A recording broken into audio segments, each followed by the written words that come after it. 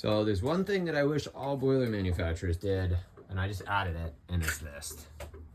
This boiler drain right here can save a heat exchanger. So you got to think, heat wants to rise, right? As well as it's the easiest to take and purge from the top of the heat exchanger rather than down here.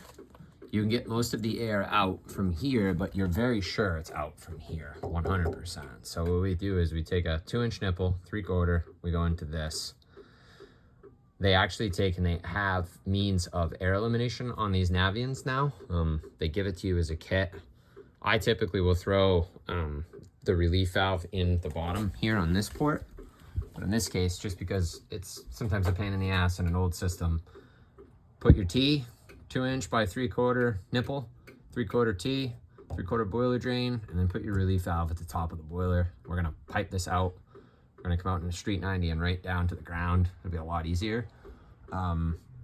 This is how it would come from the factory, but I don't like cooking heat exchangers at Local Energy to learn that I didn't get the air out, as well as you can verify pressure in the boiler.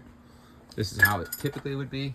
And then this guy basically gets inserted like that, right?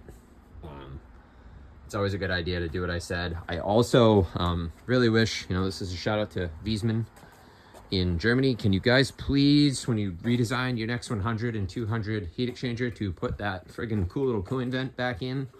That used to save us a lot of aggravation and it's probably caused you a ton of warranty claims.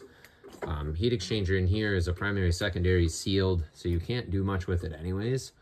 But yeah, with Wiesmann, I do the same thing as well, right off the top.